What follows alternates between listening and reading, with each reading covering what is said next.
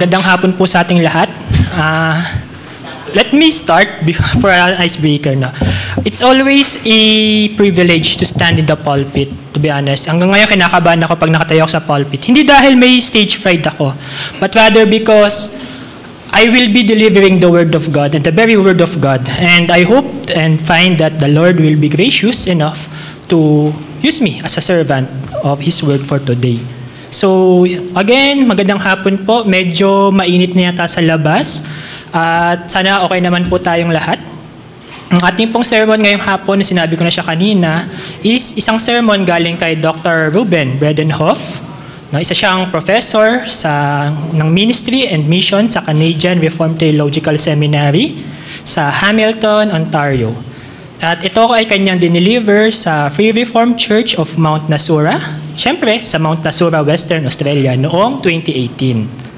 So, few weeks ago, nagkaroon tayo or we witnessed baptism ng isa nating kapatid or anak ng isa nating kapatid, yung si Braille Juanillo, anak nila, ng mga kapatid nating Juanillo.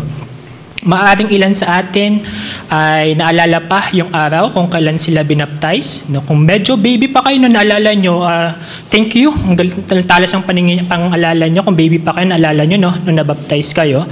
Pero yung iba malamang sa hindi, nabaptize din nung medyo may edad na. And we know na yung baptism, sinaharap yung baby ng mga magulang sa atin sa kongregasyon bilang paalala na though yes, merong obligation yung magulang para palakihin yung anak nila sa pananampalataya, we as witness also share that not really the same obligation, but rather we share part of the obligation also in nurturing that child in the name of the Lord. Then regardless kung anong edad tayo na-baptize, di ba? More or less, may idea tayo kung bakit tayo nagkakaroon ng baptism. As for me, alam ko na baptize ako ng bata pa ako. Though nagpa-baptize ulit ako nung first year college na ako. After, during encounter yon. Wag din natin pupuntahan yung part na yon. Pero, point to be taken, bakit ako nagpa-baptize? No? Kasi, yung baptism for me during that time, it's like a symbol for me declaring to the world and perhaps even to the Lord Jesus Christ that I belong to Him or I am committing myself to the Lord. No? And sa public profession, saying to the world, no, hindi niyo ako kasama. No, hindi na ako belong sa inyo. Ganun siya. However, as I grow more in the faith, in the grace and the knowledge of our Lord Jesus Christ, and through the help of CCRC as well, I came to know that baptism somehow is not like that. Hindi ito yung pagpapakita sa mundo na belong na ako kay Lord. Actually, ni-reverse ko siya. Baliktad pala. Baptism is the covenant, di ba, ni Lord declaring to us, those who believe, that we belong to Him. It's not us telling to the Lord that we belong to Him. It's the Lord telling to us that tayo ay sa Kanya. Yan. Amen po ba doon? Parang tahimik natin. Pero ano nga ba talaga yung impact ng baptism as a sign of God's covenant with us, His people? Ano ba yung itsura nito ng pagiging part of God's covenant sa ating pang-araw-araw na buhay? Meron bang impact yung baptism sa pang-araw-araw nating buhay? O isa lang siyang ceremony? Isa lang siyang pag-alala? No? Isa lang siyang something that we do because kailangan nating gawin? Ganun ba yung baptism? Yes, meron tayong relasyon sa Diyos, di ba? When God called us, we always say we have a relationship with God. Pero ano nga ba yung pinagkaiba ng relasyon natin sa Diyos compared to the world or the unbelieving world? Them also can tell us they also have a relationship with God. And how is baptism making it different for us compared to those who are outside of the church? But before we begin, let's start with a prayer first. Let's bow down our heads and pray. Dear Heavenly Father, once again, we come to you in prayer that you search us, O God, and know our heart, that you try us and know our thoughts, and see if there be any grievous way in us, and lead us in the way of everlasting. And that as we continue in listening to your word through our sermon delivery for this afternoon, Dear Holy Spirit, we pray that you illumine our darkened minds and give us a humble and contrite heart, and that you free us from all haughtiness and carnal wisdom. I also pray that may you find me like a vessel for honorable use, O Lord, set apart as holy, useful to the master of the house, and ready for every good work. Grant me strength, knowledge, and wisdom as I proclaim your word, and I pray that I may give you glory and honor that you deserve in this service, not relying on my own understanding, but solely putting my faith and trust in you. This we ask in the name of our Lord and Savior, Jesus Christ. Amen. So going back, sa lahat ng questions sa Heidelberg Catechism, sa questions and answer 74, binigyan din yung covenant. Diba? Under this question, should infants too be baptized? Kung tatanungin niyo ako dati, I would say no. Dati yun hindi na ngayon. Baka biglang niyo ako balikan mamaya But we know the answer, di ba? In Lord's Day 26, natutunan natin na ang baptism signifies the washing of our souls with the blood and spirit of Jesus Christ. Ngayon naman, malalaman natin or pinapalam sa atin ng catechism kung para kanino ang baptism at para saan nga ba in a sense, di ba? At sa sagot ng question and answer 74, should infants too be baptized? Nasa umpisa ang salitang covenant. How? Sabi doon, infants as well as adults belong to God's covenant and congregation. At kapag pinagpatuloy natin ang pagbabasa, sinasabi din doon na by baptism, as a sign of the covenant, infants or children must be incorporated into the Christian church. At sa final sentence, it says, baptism replaces circumcision as the sign of the new covenant. Pero ano nga ba ang covenant na ito na ating pinag-uusapan? Isang mahalagang bagay na ating kailangan maunawaan ay ang covenant ay isa ring relationship. In a covenant, two people come together in committed love, and in that committed love, in that spirit, nagbibigay sila ng mga pangako sa bawat isa, and they accept obligations. So they give promises, at the same time, they also accept obligations. And it's an official relationship, one sealed in a ceremony. In a sense, kung siguro corporate world, para siyang kontrata, pero kasi minsan yung contract, ano lang siya black and white. Wala, yung term nga, yung covenant, wala yung committed love. Di mo naman pumasok sa kontrata dahil, ay alam mo, gusto ko ta maging partner sa business dahil mahal kita. Hindi naman siya ganun. Pero covenant is different still with contract. And yes, we could use contract somehow medyo malapit-lapit sa covenant, but there's still, meron siyang malayo pa rin pinagkaiba between contract and covenant. So bilang halimbawa, let's think of marriage, kasal. Merong ilang part sa Bible na tinatawag ang marriage bilang covenant between man and or husband and wife. Diba? So, bakit nga ba hindi siya marriage covenant? Bakit nga ba marriage contract yung binibigay sa atin pag nagkakasal? Well, that's my side thought, Huwag niyo po pong papansinin yan. Pero kidding aside, ang marriage ay isang very good example or illustration kung paano nga ba ang covenant ay hindi meant to be a state of lifeless agreement. Hindi siya yung ginawa mo lang dahil na wala nangyayari. So, balit ito ay isang relationship that thrives at lumalago. Yung covenant, hindi siya stainless, walang nang bago. Diba? Kung in our term, complacent, hindi siya ganun, hindi ganun yung covenant. It thrives and it grows. Isipin natin what makes a good marriage. Ano ba yung mga components daw ng isang good marriage? Hindi pa ako nagbibigay ng marriage counseling. Ano daw yun, sabi? Love and loyalty, communication, commitment.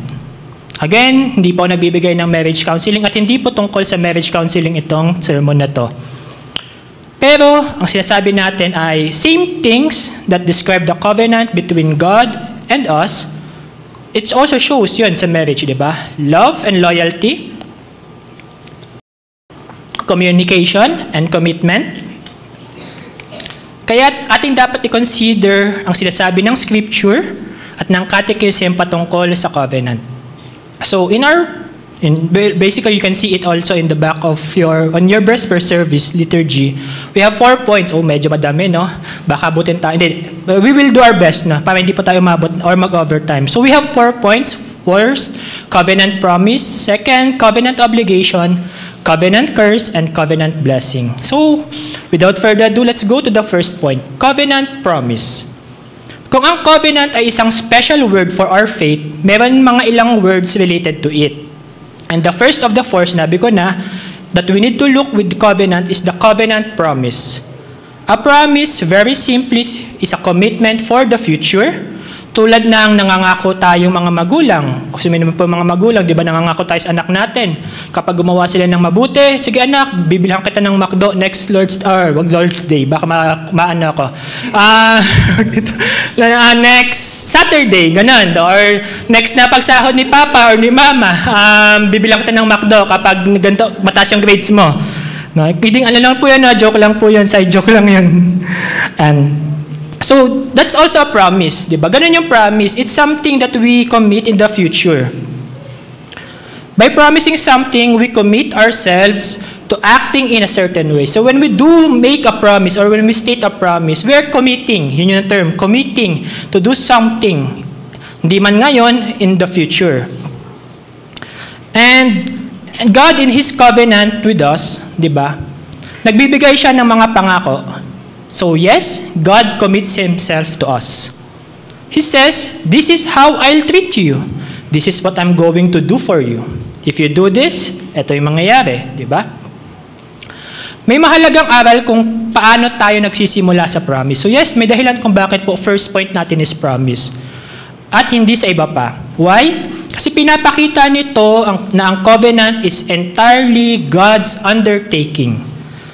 It existent really doesn't depend on us. Yung covenant, kaya siya may covenant, hindi dahil sa atin. It starts with God. At nag-exist yung covenant because of God. Si Lord, or baka may may nag-correct sa akin dati, sinabi ko, si Lord, pwede tayo mag-pray kay Lord. Hindi dapat si Lord, ang Lord daw. Diba? Tagalog ng ang.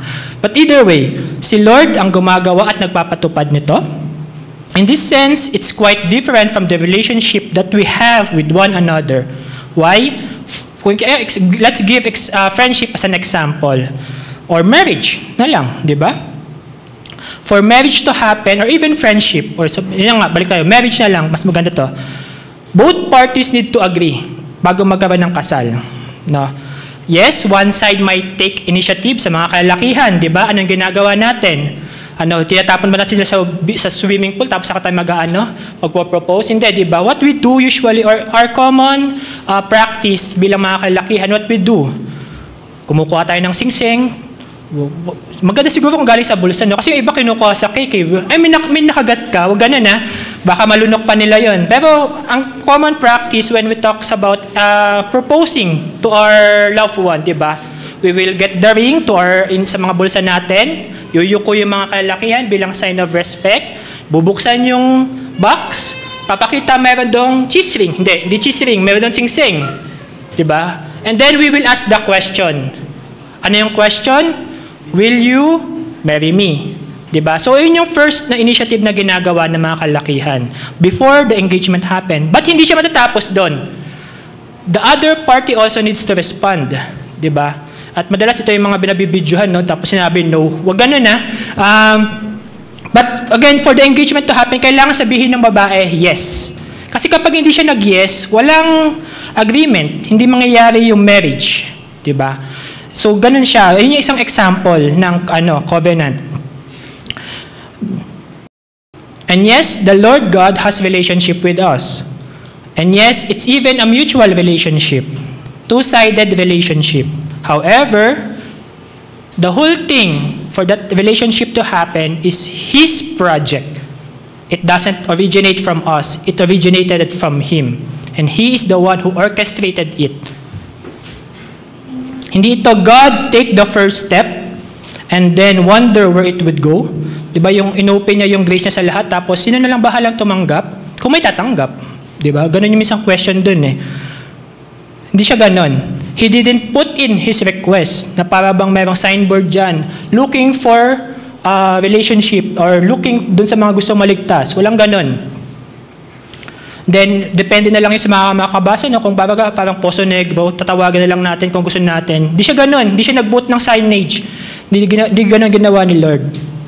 What happened is that the Lord God decided to start it, and then He also brought the covenant about. Siya yung nagsimula, and then binigay niya yung covenant. Sabi nga ng scripture, we didn't choose Him. He chose us. Diba? Palaging siya yung namili sa atin. The whole covenant is founded on what God is going to do. Without His promises, we'd be empty-handed. Wala naman tayo mayaharap sa Lord eh. Diba? So we begin with His promises, with His covenant love. The book of Deuteronomy has been called a long ceremony of covenant renewal. In fact, the Deuteronomy, diba, ang tawag dito, ang meaning niya is second law. Diba? Throughout, the people are being reminded of who they are. Diba? Pinakita sa Deuteronomy, pinapaalala ng Lord kung sino sila. Kayo ang bayang pinili, kayo ang Israel, ang bayang kong pinili. They are being reaffirmed in who God is, so pinapaalala kung sino sila, at pinapaalala kung sino yung Diyos na pumili sa kanila. That they are a covenant people, at meron silang covenant. And God is their covenant Lord. At ang Diyos, ang kanilang covenant Lord, sila yung may relationship sila sa Lord.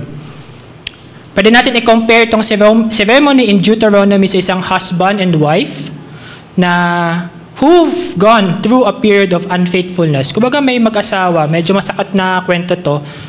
Tapos naging unfaithful sila sa bawat isa. So either yung isa yung gumante yung isa, so parehas sila naging unfaithful. And then, because of that, they have broken their wedding promises, their wedding vows, di ba, mga ganun, wedding commitments. But having repented and back together, one day, they renew their vows. Parang bukas, merong renewal of vows yung mga pinsan ko, di ba? After being married for 25 years, they will renew their vows. Same almost, ganun din yung kwento ng Deuteronomy. And wherein, ang gagawin nila sa renewal of vows, once again, they will promise that they will be steadfast. From there, from that renewal of vows and moving forward. In Deuteronomy, God is doing the same thing with His people. Remind you, hindi po naging unfaithful si God. Yung mga Israelites, or tayo, yun ang naging unfaithful. Pero ang Israel, yes, naging unfaithful sila. At madami silang ginawang kabulastugan. Di ba? May mga imagery pa nga na they become a harlot. Yeah. Sa kanilang mga whining, sa kanilang mga complaining, sa hindi nila pagtitiwala sa Diyos. And after 40 years in the wilderness, God is ready to reaffirm their love for Him. That's what happened in Deuteronomy. And as the covenant is being renewed, tingnan natin kung paano nga ba nag-recommit ang Diyos sa kanyang mga promises at sa kanyang steadfast love. When Israel would sin in the future, ano sabi sa Deuteronomy chapter 30, verse 3, or even when they were punished and with exile to far-off lands, God would forgive them. Sabi doon, di ba? The Lord your God will bring you back from captivity and have compassion on you, and gather you again from all the nations where the Lord your God has scattered you. His abiding promise was to keep loving in spite of sin. Yun yung abiding promise ng Panginoon. We know the later history of Israel that without His promise, they would never have survived. May mga ilang bagay nang nagbago since Deuteronomy chapter 30. God no longer promises us a special land or a specific land. Parang kanina, di ba, usapan, yung the meek shall inherit the land. Diba? Wala nang specific land, wala nang land of Canaan na physical. A land flowing with oil and honey. Wala nang ganon. God no longer promises us great numbers of children or guarantees our long life. Yet God's core promise abides. What is it? That He will have compassion on us and He'll restore us. Mababasa natin sa question and answer 74 ng Heidelberg. Through Christ's blood, the redemption from sin and the Holy Spirit is what are promised. Andun na yung pangako. There's no promise that is more precious than this. Sabi nga sa Tagalog or sa wikang Tagalog, wala nang pangakong makakahigit pa sa pangakong to na yung kanyang pagmamahal ay nandun, na yung kanyang pagpapatawad ay nandun. And yes, though we sin grievously, there is forgiveness in the blood of Christ. Kahit balukyot yung ating mga kaisipan at ang ating mga puso, there is restoration by His Spirit. Though we chase after so many idols, tumakbo man tayo kunyari kay Baal, di ba? O gusto natin sambahin si Beelzebub, God takes back those who repent. Tinatanggap niya yung mga nag-repent. He vows that He loves us still, His precious bride. If God's love is the source of the covenant, then His faithfulness is the guarantee. Let me reiterate, if God's love is the source of His covenant, His faithfulness is its guarantee. Isipin natin ang dedikasyon ng Diyos para sa atin. He has never left us, never forgotten us, nor He has given up on us. May makakapagsabi ba sa atin na pinabayaan tayo ng Lord, na naging unfaithful siya? May makakapagsabi ba sa atin na iniwan tayo ng Panginoon at hindi siya nag-provide? Wala. Bakit? Because He keeps His promise. He keeps His covenant. In times of anxiety, He gives rest. In times of guilt, He gives relief. In times of weakness, He gives great strength. He always has compassion for sinners who seek Him. And then mamaya, huwag kayo mag-alala, first point pa lang po, ayaw ko sana 6 feet below the ground, pero first point pa lang po tayo, huwag kayo mag-alala. Pag-uusapan naman natin yung duty natin sa covenant. No? So, promise meron duty. Pero let us be clear in our starting point. In our first point, God's promise. What is it? We depend on God's grace. We stand on the promises of God. Because of what He's given us, we can live for worshiping His name. At yun po yung first point. Hindi pa po tapos yung ating sermon. Wait lang po. The next will be obligation. Yan na. Second point na tayo, obligation. And makikita natin to sa form of baptism. If you are reading your Psalter hymnal, kapag merong baptism, merong forms yan of baptism. And we will all usually see this statement. Every covenant contains two parts. Its promise and an obligation. Opo, God is gracious, but He hates for His grace to be rejected. He's merciful, but He doesn't want His mercy to be taken for granted. Maawain siya, pero ayaw niyang tinitake for granted yung pagiging maawain niya. And so God built into this relationship a second key feature on His covenant, and it's called obligation. Ano nga ba yung mga obligasyon na nakapatong sa atin? As we've read in Deuteronomy chapter 30, the Lord's covenant demands, ring out, ano ba yun? The Lord will rejoice over you for good, what? If you obey the voice of the Lord your God, to keep His commandments and His statutes, which are written in this book of the law. And if you turn to the Lord your God with all your heart and with all your soul. So verses 9 to 10 yun. Maririnig natin ulit ito a few verses later. What does it say? I command you today to love the Lord your God, to walk in His ways, and to keep His commandments, His statutes, and His judgments. Verse 16. Maliwanag naman po, di ba? Pero may mga ilan na nagsabi, JD, that was Old Testament. Nasa New Testament na tayo. Di ba, God doesn't expect His people to live by laws and regulations, keeping commandments, that they be trying to save themselves, di ba? Parang ganun yun What God wants now is faith and love, pure and simple. Oops, bago tayo pumunta dyan, alalay lang, because it might be, if I may use the word of Elder Ed, steeper slope. Yes, gusto yun ng Diyos. In fact, even more emphatically than He did before. God calls His New Testament people to live by faith alone. Because by His life and death, it was Jesus who kept the obligations of the covenant. He kept all of them without fail.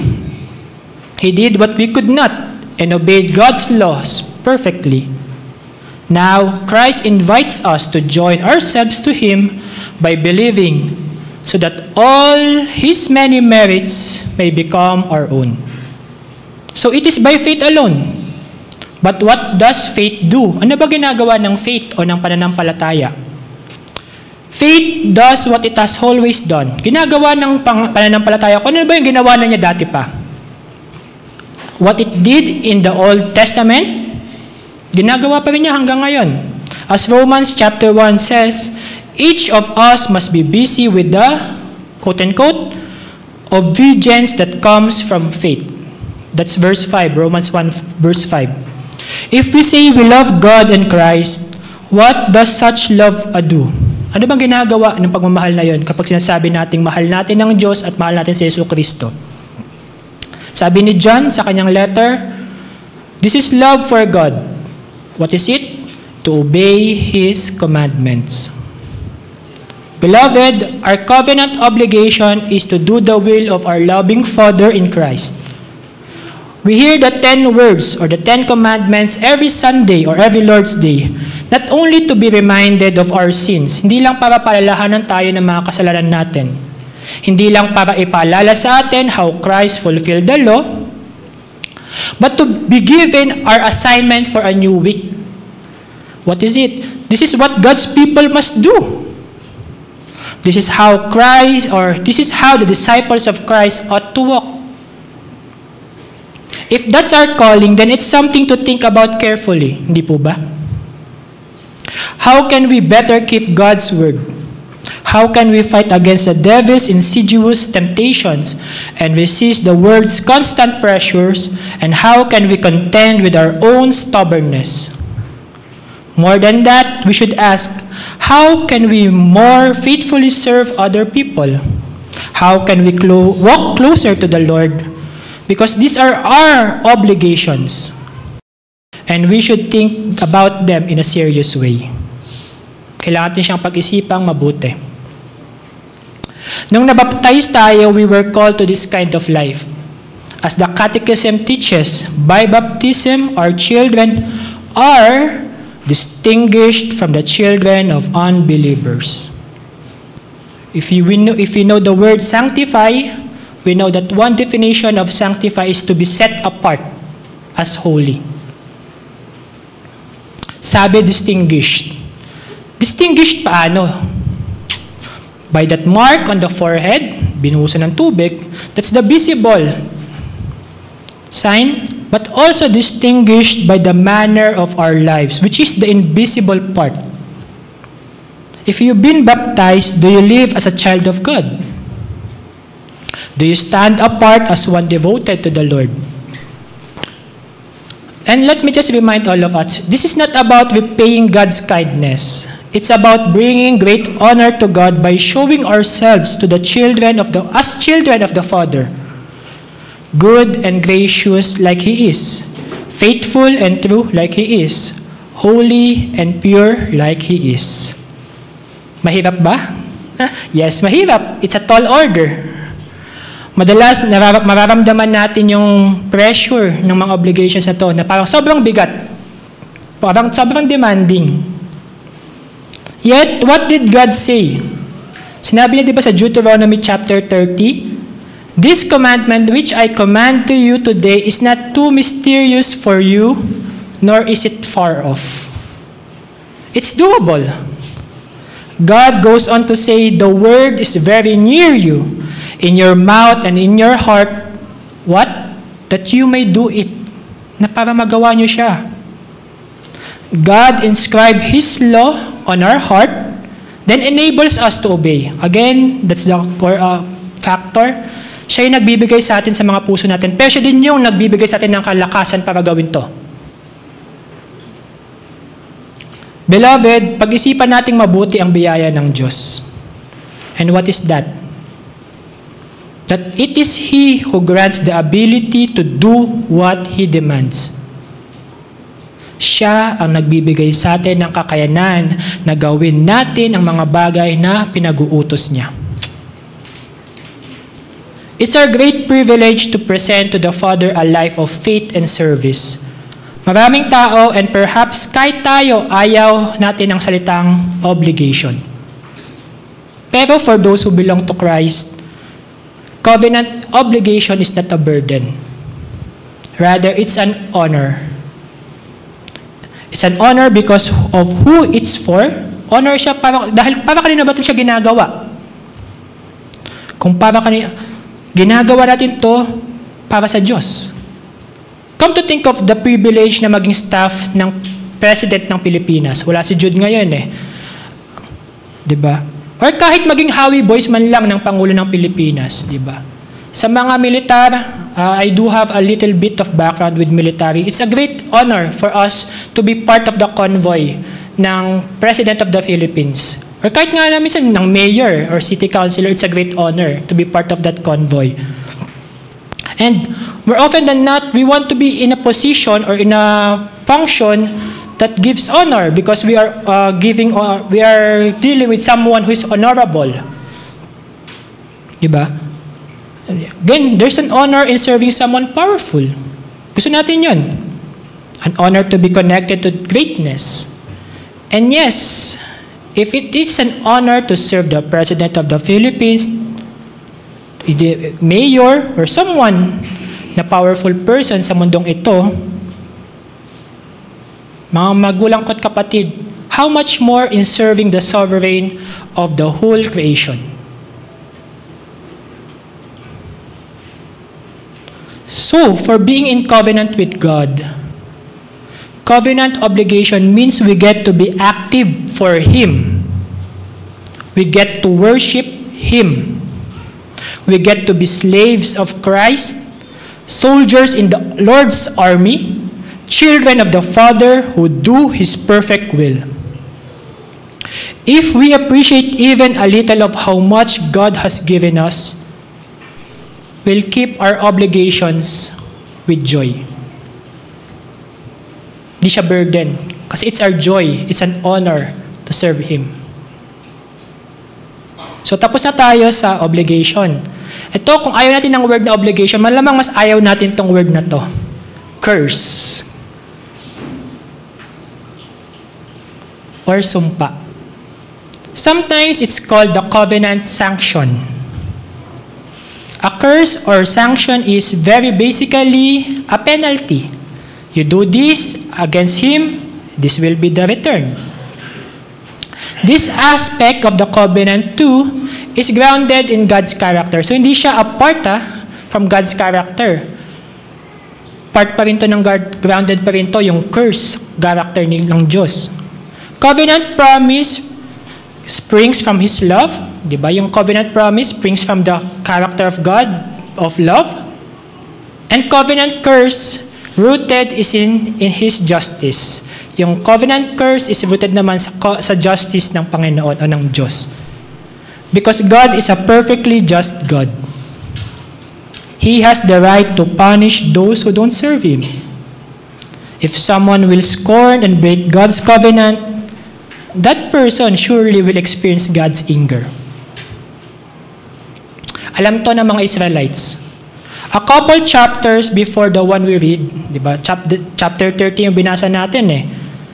Sa chapter 28, God threatened the disobedient with piles of curses like plagues and famine and exile. Deuteronomy chapter 28 verses 15 to 19, sabi dito ni Moses, if you do not obey the Lord your God and do not carefully follow all His commands and decrees, all these curses will come upon you and overtake you. You will be cursed in the city and cursed in the country. You will be cursed when you come in, and you will be cursed when you go out. Ayoko na. Makikita natin to sa isang chapter. Sa ating chapter, sa chapter 30, If your heart turns away, so that you do not hear and are drawn away, and worship other gods and serve them, I announce to you today that you shall surely perish. You shall not prolong your days in the land. That's verses 17 to 18 sa binasa nating chapter in Deuteronomy 30. It's a covenant curse. Was this the Old Testament way? Old as in out of date? Pwede ba natin masabi na hindi na ito ang pagtrato ng Diyos sa atin sa kasalukuyan? That He no longer threatens with penalties. If you read it, you see that in the New Testament too is full of God's justice. Think how often the Lord Jesus warns that those who don't repent of their sin will be shut out of God's kingdom. In fact, here's a really hard truth. The punishment for those who break God's covenant is even more severe. Jesus taught in Luke chapter 12, verse 48, "From everyone who has been given much, much will be demanded. And from the one who has been entrusted with much, much more will be asked." And take note, we've been given much as God's covenant people. We have His word of promise, and we know of redemption through Jesus Christ. Yet, what we do with it? So God demands much. He expects that we'll receive His promise with glad and believing hearts. He expects that we'll make it a priority to bring Him praise. He expects that we'll cherish our baptism and become living members of His church. And yes po, hindi lang po ceremony ang baptism. But if we don't, if we discard our baptism as meaningless, anong maiiwan sa atin? Sumpa. If a person stubbornly rejects God's mercy, refuses to walk in the way of the Lord's word, the time comes when there's no more reason to expect His mercy. In the book of Hebrews, the Spirit says, if a person has continually scorned the blood of Christ, if a person has trampled the Son of God underfoot, there's no excuse. For this rejection, it says, there is left no sacrifice for sins. If you won't believe in Christ, the sin will remain on your account and you will die unforgiven. Hindi madaling pag-usapan ang covenant curse. In fact, it is uncomfortable. JD, di bang blessing na lang? No. This is part of the covenant. But let it also be convicting. Let the warning of God's curse shake you out of your bad habits. And yes, hindi lang po kayo, pati kami. Lahat tayo, to be more accurate. Let it dissolve our complacency and steer us up to more faithful living. The truth of God's curse should move us to reach out to those who are straying from His ways and to pray fervently for those who have already left. And may it move us to desire God's blessing all the more. So medyo magiging light na po tayo na. Tapos na tayo sa obligation and curses. So medyo happy-happy na ulit. Ganun po ba? Hindi naman totally. Pero medyo ganun na din. Kasi ang pag-usapan na natin ngayon is covenant blessing. Medyo lighter word na. Kanina, sabi ko sa mga elders, maganda yung topic. May part na light, may part na mabigat. At ngayon, siguro nararamdaman na ng lahat to. Kasi habang binabasa ko to, ganun din.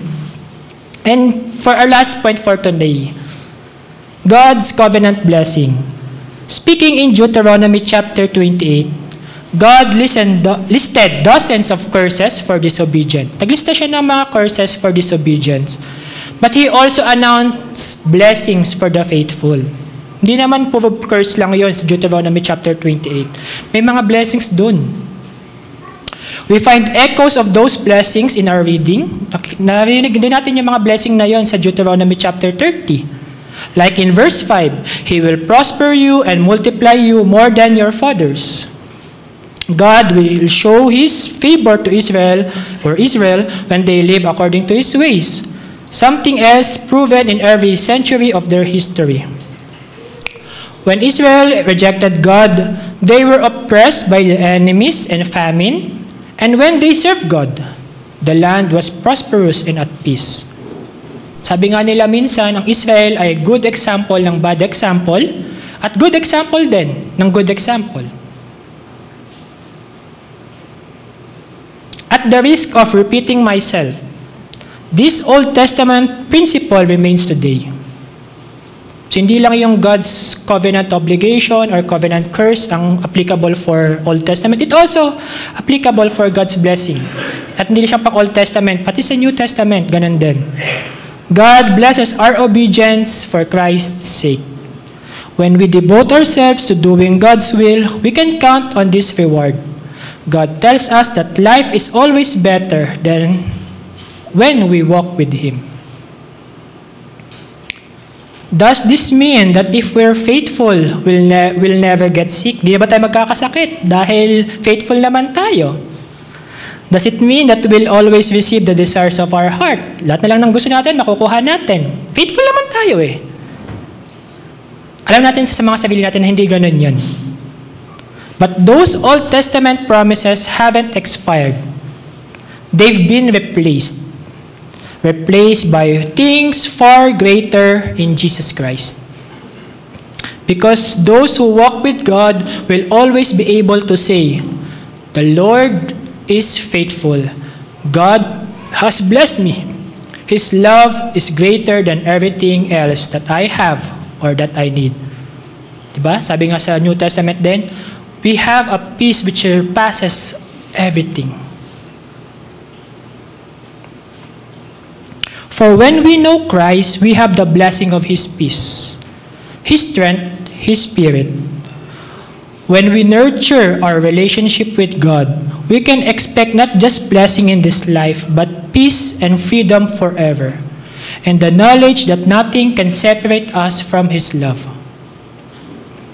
Moses presents it so simply to Israel. "I have set before you today life and good, death and evil." He recalls the beautiful blessings, the terrible curses, and he says the choice is clear. These are your options. I have set before you life and death, blessing and cursing.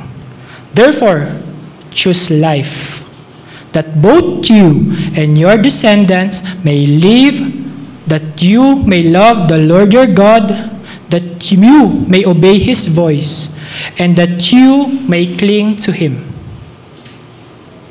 Beloved, today we still hear those powerful words. For God has made a relationship with us too.